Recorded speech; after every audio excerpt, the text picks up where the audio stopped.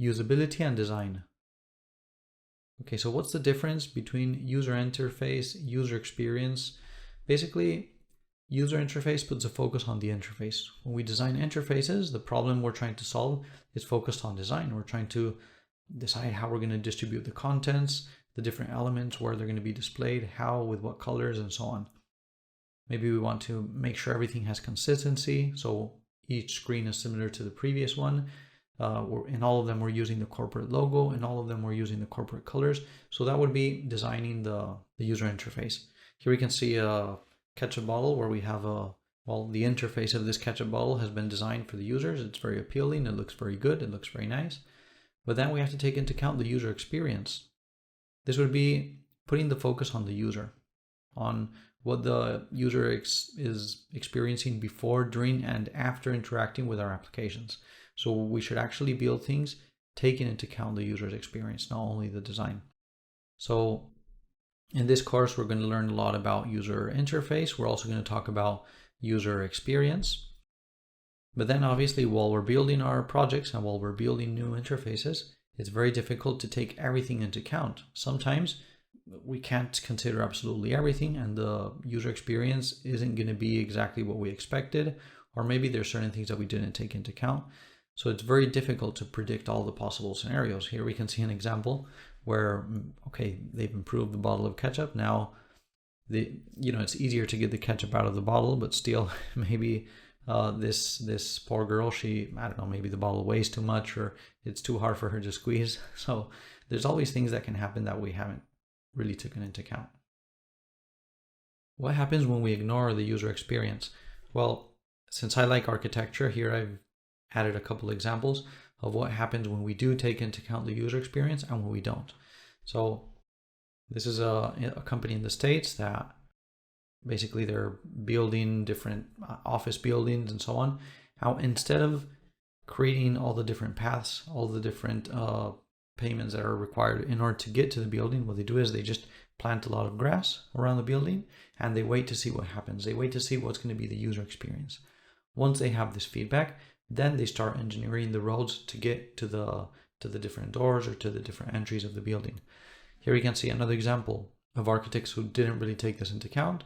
They designed the park, but obviously the user experience is much different than what the design is here. So basically the design we're not going to say it's worthless, but it's not very useful if the user experience isn't enjoying it. So what happens when something works but nobody uses it? Well, in this example, if I tell you that these two vehicles have similar functionalities and both take you to your destination, which one would you choose?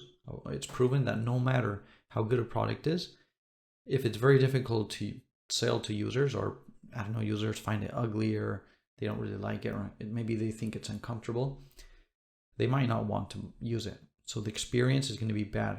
This is why interface design and user experience is so important when we're building applications with this platform.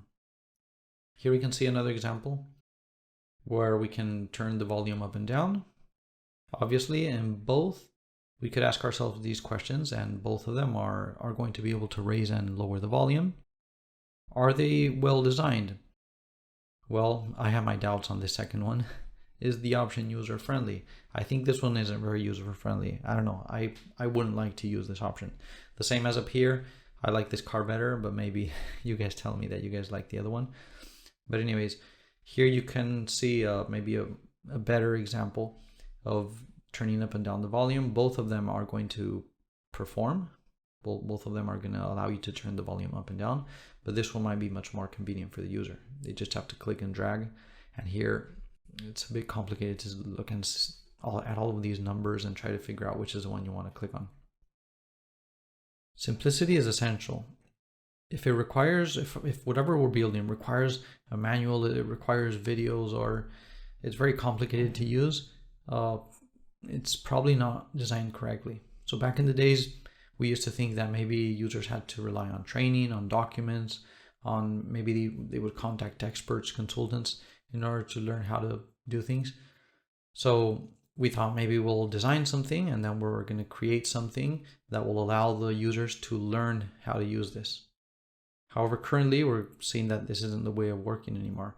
People want to use their car, they want to use their computers, they want to use their phones, their online bank accounts or applications without any training. So basically, we're not going to have to rely on a document or calling someone and things like that. We're just going to fiddle around and start using it. Obviously, when we get stuck on something, maybe then we're going to go and try to rely on documentation and things like that. But it's very important to design things so that the user finds it totally logic and understands everything without having to look for help. So sometimes I've seen people build an application and since users are having all this trouble to access or to get it to work, they might think the users are dumb, or they might even think, I don't know, their users aren't very clever. But we have to be a bit critical with ourselves and try to think that maybe we haven't really designed it correctly. Maybe we're not making things easy for the end user. Another tip that we want to give you is we always have to be better safe than sorry. A very common mistake is to punish the user for doing something that we've actually designed wrong. We didn't really design it correctly. So imagine in this example how frustrating it is for a user to not be able to take a picture on their phone because the product isn't designed well. Basically, when the maximum amount of size has been occupied in the device, it just pops up with a message once you try to take a photo and tells you, sorry, you can't do this. So what's going to happen? First, you're going to feel bad. You might even feel stupid. You're going to feel frustration. You're probably going to get mad with a person who created this feature or product or service. So we're going to want to solve this immediately. We're going to want to avoid the users from rejecting our product because we're doing things like this. For example, here the user might think, why didn't someone tell me sooner? Or why didn't they warn me before this actually happened? Right now I'm trying to take a very important picture of something and it's impossible, no? So we're going to want to avoid these type of messages. If we want to be successful, all these details are very important. We shouldn't leave things to chance. On the internet, we can find dozens of videos, courses, and so on that explain us how to improve design and user experience. But in this course, I'm just going to focus on some essential tips. So this would be one of these essential tips. Don't punish the users. Don't put bugging, annoying messages telling users that they've done things wrong. We have to inform them before they start performing a certain action so they don't commit a mistake, or we have to make it impossible for the users to make mistakes.